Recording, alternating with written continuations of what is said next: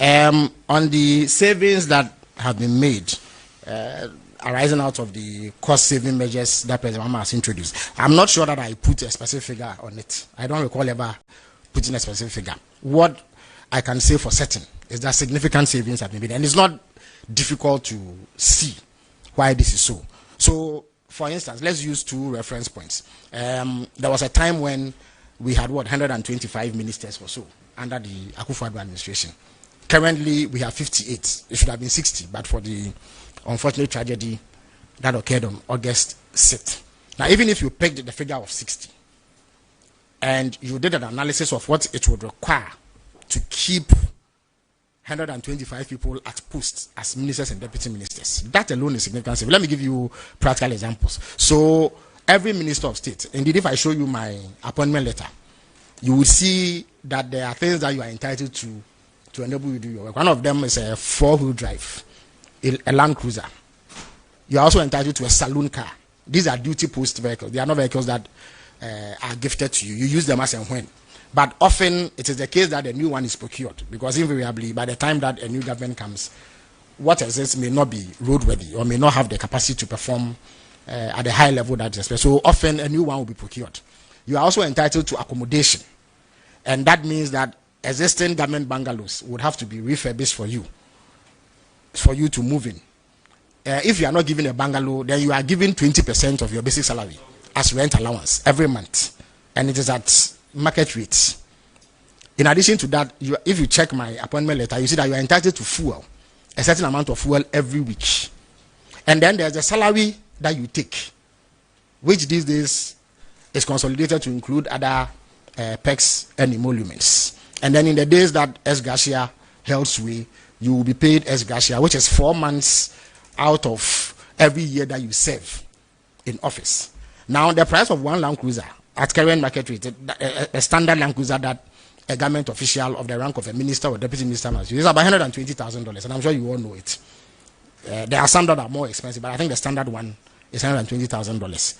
A saloon car of the sort that the minister or deputy minister would use is about $50,000 to $60,000, depending on the brand that is purchased for you.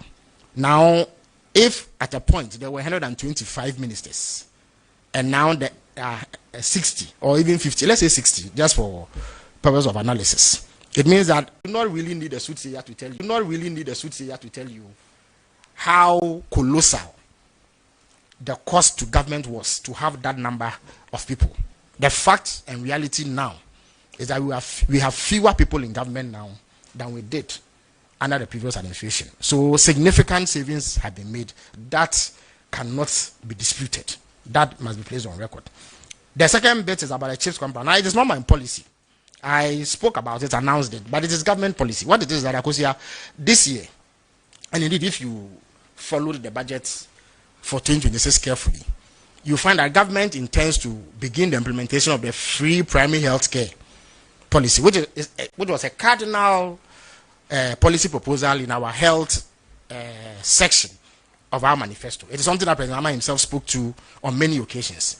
Now, primary health care, the medical experts will tell you, often takes place in lower level health facilities. And when we talk of primary health care, we are talking about basic minor diseases, headaches, stomach aches, and non-serious ailments which require attention. Now, currently, the arrangement is such that referral facilities like district hospitals, regional hospitals, tertiary hospitals, and what have you, are burdened with many of these illnesses. So normally, it should be a CHIPS compound, a health center, or at most a polyclinic that handles these kinds of ailments. Now, government's policy is that going forward, starting from this year, there should be some segregation. And indeed, if you check the budget, about 1.5 billion Ghana cedis has been earmarked for that, so that these minor ailments are treated at a lower level. Now, the most basic building block in the health sector is a CHIPS compound, which ensures that this level of care is administered. There are many places in Ghana that do not have it. And I come from Abuasi Bukamakese, so I know. There are 265 communities, but we have less than 30 CHIPS compounds. So you see the kind of pressure that is brought to bear on the referral facility at Abu Dunkwa. or the health centers that are dotted around Abakrampa and Muri. So to address this gap, government decided that the District Assembly's Common Fund, the disbursement of it should come with guidelines, because, mind you, the president has also said that up to 80% of all monies accruing to the District Assembly's Common Fund should go to the District Assemblies, which is a departure from the arrangements under the NPP where disbursements were made at the center and left very little for the districts. In order that the disbursement of those funds aligned with government's overarching objective, like free primary health care and what have you, guidelines were sent. And in those guidelines, every assembly was directed to construct a minimum of 2 CHIPS compounds. There are 261 district assemblies. So that alone gives you in excess of 520 CHIPS compounds. And then there are some that started under the previous administration that have not been finished. If you come to AK for that, there are 2 or 3 of such which were started but got nowhere. And therefore, they also have to be completed. Now, I can assure you that that project is far advanced. I'm an ex-official member of the District Assembly at AAK, so I know for a fact that if you go to a place called Nyamedom and Uhiaba, we started and are almost done with 2 CHIPS compounds. As I speak to you, the procurement process to buy hospital equipment to furnish those CHIPS compounds are underway. And indeed, we are only a matter of weeks away from commission. I'm sure I'll be doing the commissioning myself. So if you come to AAK, you see that that project is very far advanced and only weeks away from commission. And the same can be said for many districts in Ghana. And in fact, as I indicated, the local government minister, under whose auspices this initiative, because he has jurisdiction over district assemblies, will be here sometime next week. He can give you a breakdown. I've been in touch with him and he indicates that they still are collating the specific details and data, and he will give you that. But I can assure you that it is a program that is far advanced, and it will be in fulfillment of government policy of beginning the free primary healthcare initiative this year. Now, you asked about the status of some petitions, specifically the one relating to the special prosecutor and the electoral commissioner and her 2 deputies. Let me indicate that unlike the petition against the Chief Justice, the President's mandate in respect of the petitions against the OSP and the electoral commissioner and her 2 deputies ends with conveying the petitions to the appropriate quarter, which in this instance is the Chief Justice. That was done a couple of weeks ago. I think I announced same. A total of 10 petitions were received from various individuals and groups, 7 of them against the electoral commissioner and her 2 deputies, and 3 against the OSP, all of which have been sent to the Chief Justice. So the President has no role again in that, and in that regard, we cannot speak to it. I, as the President's spokesperson, cannot speak to it because I honestly do not know where things are. The Chief Justice's outfit will be in a good position to, maybe you may want to send inquiries to the Judicial Secretary for an update. The President will once again be called upon to act in that regard when the Chief Justice is done with determining prima facie whether there is a basis for it. When that happens, the Chief Justice will then set up a committee. In the case of the OSP, there are specific timelines that need to be met, but I don't think that similar timelines exist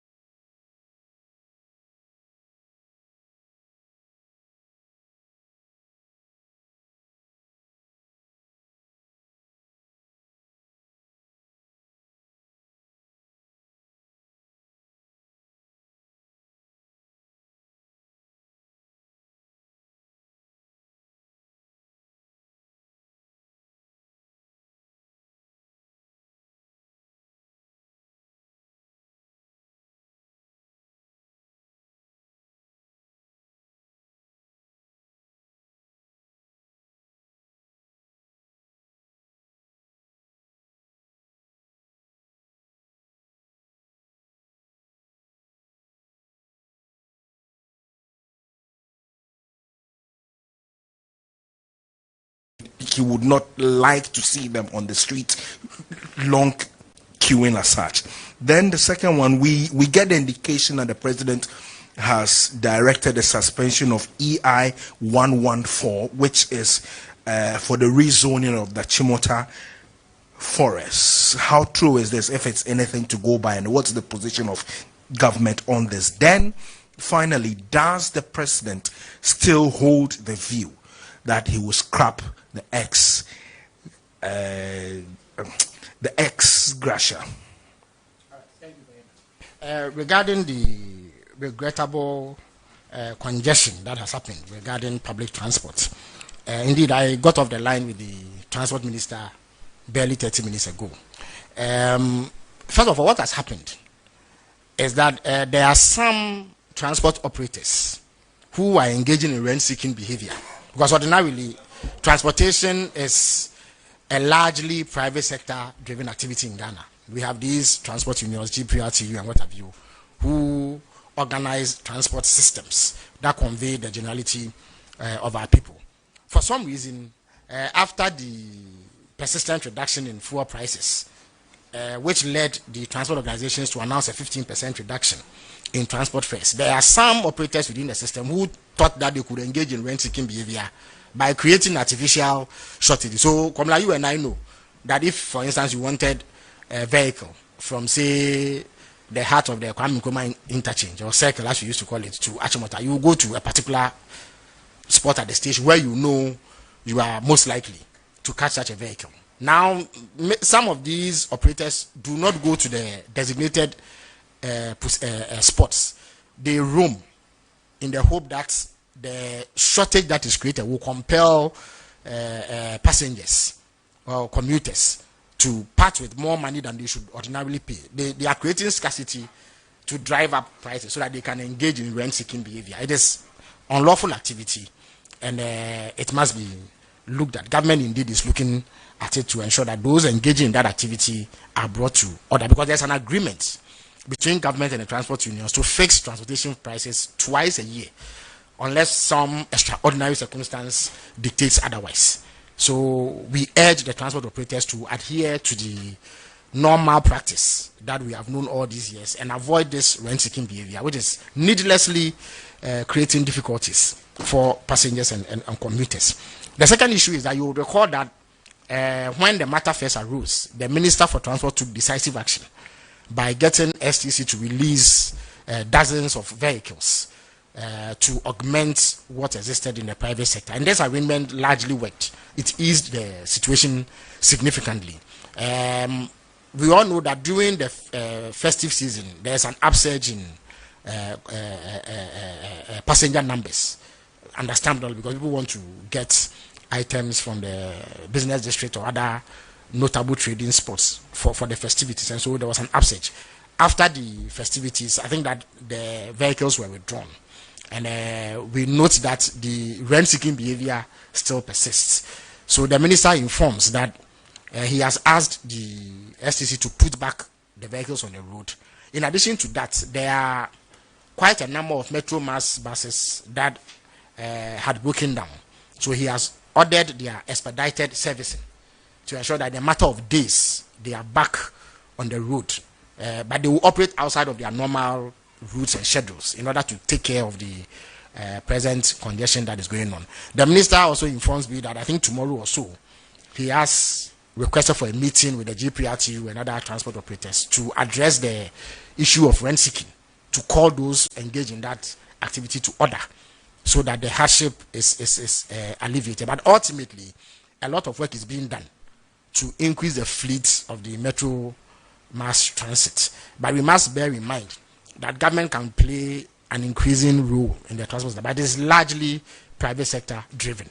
So these private sector players must play by the rules and avoid unfair exploitation of passengers through the creation of artificial scarcity in order to drive up price. There's no justifiable basis for wanting to engage in rent-seeking behavior at this time, when there's evidence of reduction in fuel prices, imported materials like spare parts have also come, and the evidence is clear. If you go to the port, duty payments for container loads of spare parts have come down significantly. I have figures here that I can share with you.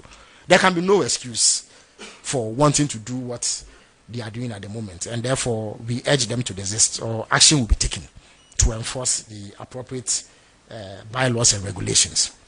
On EI 114, I would have to get back to you on that. I would have to get the details of it. I'm not able to confirm the suspension or revocation of SIM, but it is something that I can get in touch with you and clarify subsequent to this address. Thank you very much.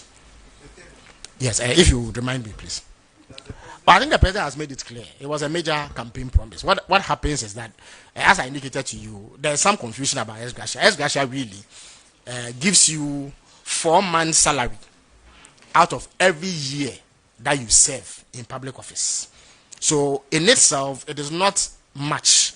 What creates a problem is that our constitution is such that it says that every president should set up an emoluments committee to determine the conditions of service of a category of people that we call Article 71 office holders. So what happens is that when you come to office, the salary that I take now is the salary of my predecessor, the last salary of my predecessor, because before the government left office, an emoluments committee determined their salary. So the salary that all government officials appointed by President Mahama are taking is what they inherited. There has been no increase whatsoever. It's what they inherited from the previous administration, except that it was determined just before they left office. So invariably, it leaves a back pay. So for instance, Komla, you are actually entitled to take, say, 2,000 cedis a month. That's what your position requires that you take at TV3. But for some reason, that 2,000 a month is not fixed until the latter part of your tenure there. But your predecessor was taking 1,500 cedis, so that's what you are paid. Then a month or so for you to finish your tenure, it is determined that you should actually take 2,000 cedis. So that means that you have to be paid an additional 500 cedis for every day or every month that you worked in the government that was leaving. So this back pay is also paid. And then when it is added to ex-gratia, it makes the amount appear huge. But ex-gratia itself, for the avoidance of doubt, is 4 months' salary for every year that you work. So for example, if I work for 4 years, it is 4 months of my salary for every year. So it is 16 months' salary. That in itself may not be too much, but it is the back pay of 4 years that then creates the impression that the amount is big. But the president accepts the long-standing concerns of Ghanaians that it creates a disparity between different categories of workers, and therefore something needs to be done. So the phenomenon as it exists now will no longer continue. Indeed, the president has said, and he actually recommended for the Constitution Review Commission to factor it in the report, I think it is in there, that an independent emoluments committee be set up. It's all year round. It is not formed in the twilight of any government. So they will do an independent assessment of the level of work that inspecting about 300 buses. I want to find out, when are the buses coming to Ghana? Well, I think that, again, the transport minister will be in the best position to give you specific dates. What I do know is that there is such an engagement between the transport ministry and a firm in Egypt to supply some buses to the Metro Mass. In fact, there's an arrangement with the Metro Mass Transport company itself and that entity. The fine details are being worked out, and as and when they are ready to share information with the public, that will become public. So I think that will suffice for now. It's not something that will be hidden or can't be hidden. All right, from the public, yes. Then my second question has to do still in the energy sector. Yes. We know that Gridco, VRA, BUI, and Ghana Gas are also owed. But the statement issued by the ministry never mentioned it. Can you shed some light on their situation, especially their financial situation as we speak? Well, I think that indeed the president in his first State of the Nation address highlighted the dire situation of the energy sector. There were monumental, mammoth debts that we had inherited. I think up to about 80 billion Ghana cedis or so was owed in debt to various players in the energy sector, including some state entities in there. The idea has been to liquidate as much of this debt as possible in the course of the period that we've been around, and therefore it is entirely possible that they are still owe some outstanding money. But the commitment that the government has shown, that the finance minister has shown to pay substantial amounts, will follow through in this year, and more payments will be made. Mind you, last year there's something they call the energy sector financing shortfall. Essentially, if you were to break it down, the amount of money it costs to generate electricity is far more than what is collected. So the electricity tariff you and I pay, it may be on the high side, but when you put all of it together, it is always lagging behind how much it costs to generate that electricity. It is due to various factors. There are inefficiencies and other things that need to be addressed to achieve some parity. So at all material types, the energy sector players, the energy ministry, does not have enough money to be able to generate electricity and sell it at the commercial rate to recover all the money. So government has to make up for the shortfall. Last year, 27 billion Ghana cedis was paid to the energy ministry in order to meet that shortfall. This year, the amount has reduced to 15 billion Ghana cedis because of some adjustments that have been made. Now you can imagine, so if you put 27 billion together with 15 billion, you are talking about 42 billion.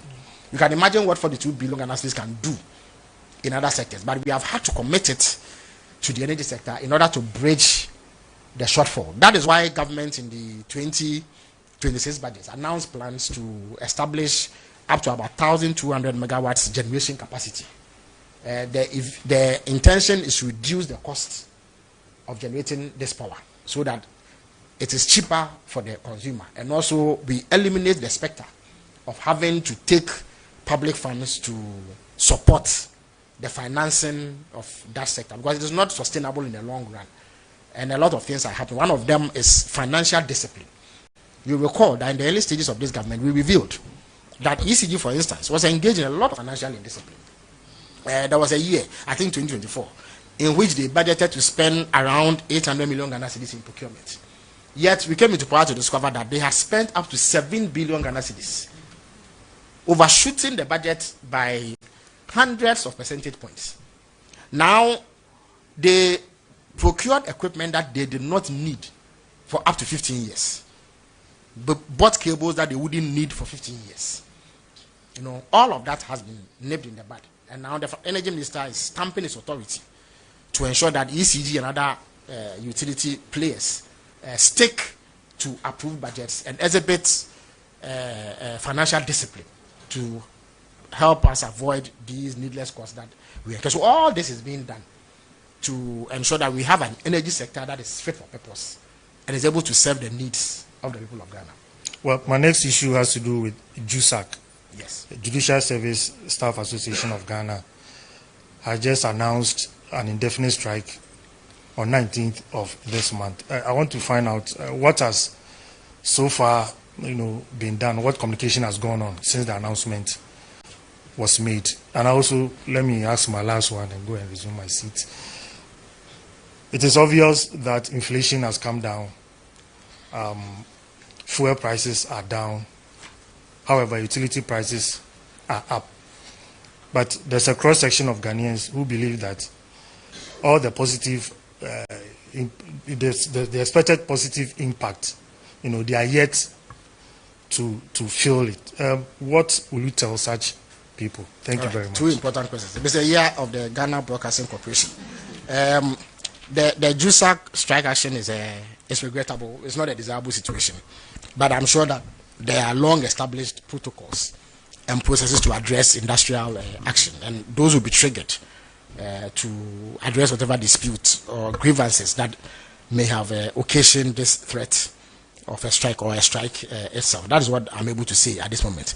Now, regarding the alleged disparity between macroeconomic gains and the cost of living and the reality on the ground, I think that, first of all of us public officials are required to show respect and sensitivity to the people on whose behalf we manage the public press. So we are not allowed or permitted to exaggerate the impact of government policy beyond reasonable limits. So we can't say what is not there. It does not mean, however, that where there are clear, indisputable facts, they should not be asserted. Or that when people attempt to distort the facts for sectarian and partisan gain, the facts should not be corrected. Mr. Yeah, it is not accurate that all the macroeconomic gains we've made have not reflected in the pocket of the people. That is simply not accurate. Now, I have endeavored to look for absolute, authentic facts, because I too am interested. You forget about the fact that I also live in Ghana, and I go to the same markets and I patronize the same services that we all patronize in this country. So I know for a fact, and it is not disputable. And I say this with all the reverence and respect I can muster for the people of Ghana, that there has been a decline in the cost of living.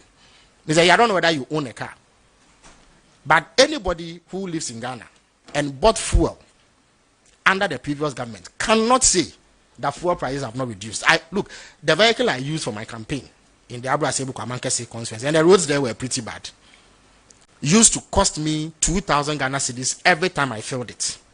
I use the same vehicle today. It cost me 1,400 to fill it. That is a saving of 600 Ghana cedis. Mr. Yeah, if you went to the pump in 2024 and bought fuel at 2,000 Ghana cedis to fill your vehicle, and today you buy same for 1,400, you cannot say that there has not been a reduction and that the stability or the gains in the macroeconomy have not reflected in your pocket. That simply cannot be true. What are the facts? There was a time when fuel sold for 23 cedis a litre. That translated, therefore, to about 115 Ghana cedis, 103 Ghana cedis a gallon. Because in Ghana we use 4.5 to determine a gallon. Today, it will not cost you that much. It will cost you around 67 Ghana cedis a gallon. That is a reduction. Again, in terms of the cost of everyday items, look, I have a list, hundreds of items. I have endeavored to check, and all of them have gone down. And as a matter of fact also, and I'm an MP, so I know that when the 2025 budget was presented, Guta was summoned by the Trade Committee of Parliament. And these questions were put to them as to why they have failed or are perceived to have failed to reduce price accordingly when important macroeconomic indicators had softened. Guta produced evidence of a list of 4,500 different items whose prices they had reduced. They gave that information. Indeed, it is contained in the report of the Trade Committee of Parliament. And Parliament is a house of record. It has gone down. They say, yeah, I go to the same market you go to. So I know for a fact that items that I used to buy at a certain price are no longer at that same price. A sack of maize does not sell for what is sold for under the NDC, under the NPP. A bag of rice doesn't sell for the same price. Same for a bag of sugar. A box of cooking oil. All of those ones have reduced. Indeed, I have obtained data from the ports. Komla, if you managed somehow to purchase a 2024 Toyota Corolla Salunka and brought it into Ghana in April of last year, the home delivery value for a 2024 Toyota Corolla would be around $19,000. The duty that you were going to pay on it would be around $7,743. The exchange rate at the time, as of April, was 15.46 Ghana cedis. So you were going to pay 119,778 cedis as duty to clear this your 2024 Toyota Corolla. By December of last year, at an exchange rate of 11.10, you were going to pay 85,000. It meant that the duty had reduced by 33,000 Ghana cedis. You cannot say that this is not money that you have saved. Toyota Land Cruiser, and we politicians are often seen in Toyota Land Cruisers. The home delivery value of a Toyota Land Cruiser as of April was 120, and I'm talking a standard $125,000 as I indicated. If you use the exchange rate of April, 15.46, and you know that is a relatively conservative exchange rate at the time, you are going to pay 260,000 Ghana cedis for duty. The same Land Cruiser, the same spec, the same make, the same home delivery value, because the exchange rate had declined to about 10.78 Ghana cedis, you are going to pay 181,000, which is a saving of 78,000 Ghana cedis. You cannot say in the face of this evidence that the cost of living had not come down. So it is important that, yes, people criticize government policy, but to pretend that what is obvious to all of us doesn't exist is not helpful. And it is like swimming against a waterfall. You are not going to succeed because it is so clear. When a man goes to the fuel pump, you don't need to tell him the difference in what it cost him before and what it cost him now. So I would say, with all the humility I can muster, that we would wish that prices fell even further. We would wish that prices even fell further. But the reality, the objective fact, is that prices are falling. And they have arisen because of the competence that has attended the management of the Ghanaian economy. The exchange rate, indeed, let me quote the former flag bearer of the new Petroleum Party, Dr. Maubia, when he made his infamous declaration at the Central University that if the fundamentals of the economy are weak, the exchange rate will expose you. He made an even more important declaration or claim. He said, for an economy like ours, the most important indicator is the exchange rate. And indeed, for many years, the exchange rate had become the source of concern for businesses and for the ordinary Ghanaian because we are heavily import dependent. It will take a bit of time to bridge the gap between import and export. We should at first achieve import substitution. Then we can think about exporting further. It will take, it's a mid to long-term objective. But as we speak, the people of Ghana cannot wait 10 to 20 years for the cost of living to come down because we address the issue of importation. Something needed to be done about the exchange rate, and that is precisely what has been done through the gold board arrangement, through the exercise of fiscal discipline, which has re-injected confidence into the economy. So the same capital flight that we used to suffer under the NPP is no longer the case. It is the reason why the CD has stabilized, and it has reflected in all parts of the Ghanaian economy. So the simple and short answer to your question, Mr. Iya of the Ghana Broadcasting Corporation, is that the cost of living has come down, and the evidence speaks to same. And this is not exaggeration or hyperbole. Everybody in Ghana appreciates this. Of course, can more be done? Why not? I would like things to go down even further. It eases the burden on all of us. But we cannot dispute what is obvious. Thank you very much.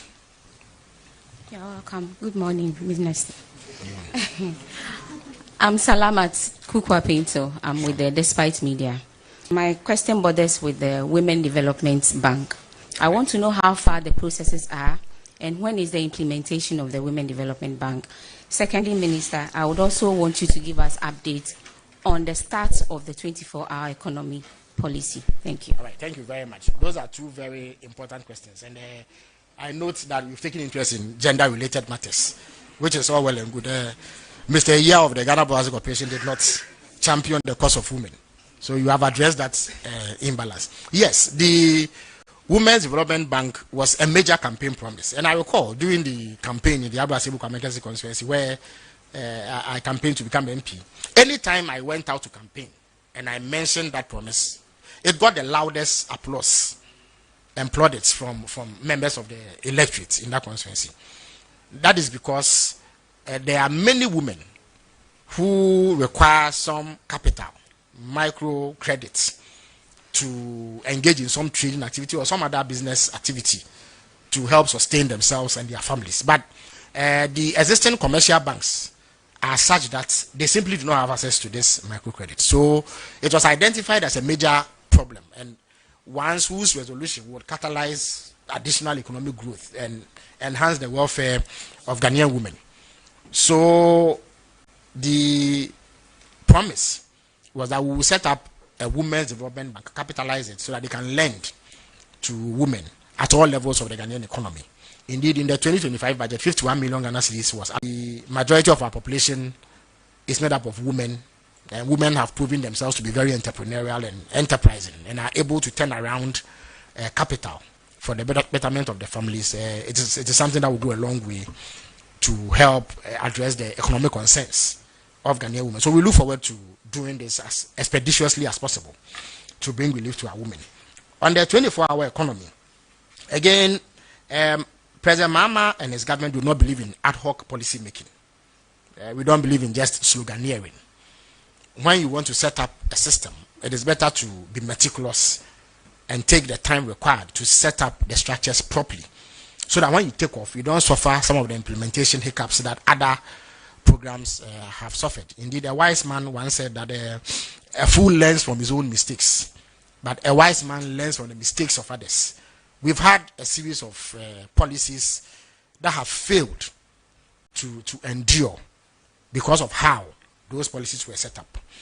We have taken a cue and therefore are working meticulously and painstakingly to address this. So the president had appointed an advisor in the shape of Mr. Guzitano, who recruited a team who have been working on this. At this moment, they have been able to work to put together the framework for a 24-hour economy authority, which would then have the powers and the necessary jurisdiction to implement this seamlessly. You notice that in the budget, over 100 million Ghana cedis has been allocated to them to finance their activities and operations. And in all likelihood, this year, the implementation will begin. Once they set up properly, then organizations that are interested in this 24-hour economy program can then register and benefit from the incentive packages that were advertised when we were campaigning. Indeed, there are public organizations that are already doing that. Last week, I was with the president when he visited the Ghana Publishing Company Limited, and they showed that because of the introduction of a 24-hour economy policy or 24-hour operating policy, their revenues have shot up dramatically, and they are in a much better position than before. The ports, or the Tama port, has also started a similar activity, and it is the hope that by the close of this year, more organizations will come on board because the authority would have been set up, and they will have the capacity then to engage. The biggest motivation for wanting to engage in a 24-hour economy, apart from economic expansion, is job creation, because we know that the unemployment situation in Ghana is unacceptably high. I have been looking at some data that the Ghana Statistical Service sent me. Unemployment is around 12.6%. Last, in 2024, it was around 13.8%. So there's a slight improvement, but it's still too high and not acceptable. There are millions of Ghanaian youth who want to work.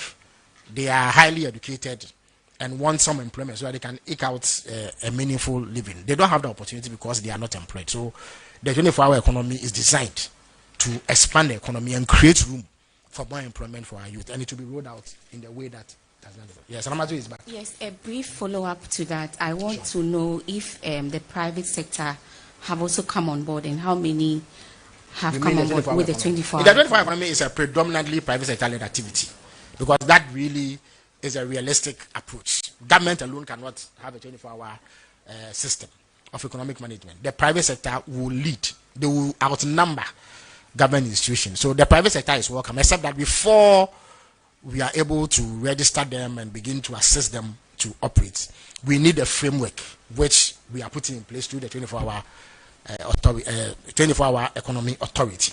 Thank you very much. Yes, we are hard pressed for time. Bismarck and Co are on my neck, so we need to speed up now. My name is so one question each. My name is Pearl from Glass Media Group. I want to find out, the former Deputy Education Minister and MP for Asin South has called on government to recall all the textbooks promoting LGBTQ in the basic school education. I want to find out from you, what is your reaction to his call that the textbooks should be recalled from the basic school? And then also, in his statement, he accused government of promoting LGBTQ in the basic school.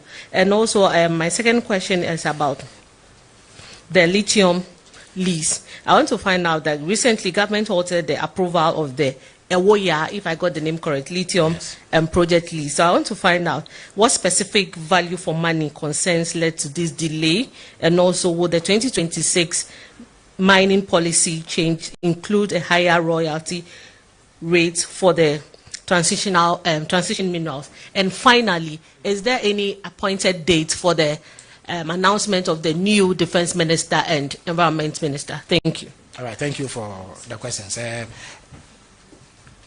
So, good afternoon. My name is Emmanuel Romeo Tete, and I report for Ahoto 92.3 FM. Honorable, please, given the ongoing dispute between the Ghana Air Traffic Safety Electronics Association and the Ghana Civil Association, things in there that we found distasteful and at variance with Ghanaian cultural norms and practices. There was some public outcry. I think that curricula was withdrawn.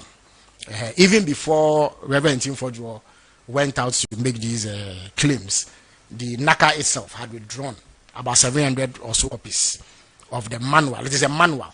It's an instruction manual to teachers of physical education and health in senior high schools. I think there's just one line about the description of gender, which proved problematic and offensive to the sensibilities of the people of Ghana. That has subsequently been withdrawn. Indeed, I have been sent a copy of the approved manual by NACA, and it does not contain the offending words. So that matter has been addressed. Government certainly is not about to promote anything that is at variance with Ghanaian culture. So whereas we welcome scrutiny, it's important that such claims are toned down. Overzealous salatalism, it is not something that we should encourage. It is not necessary to attempt to put what is not there in place. It doesn't help anybody. Yes, you can draw attention. Clearly, this would be a slip, or that somebody was not paying too much attention. You understand me? But it is not government policy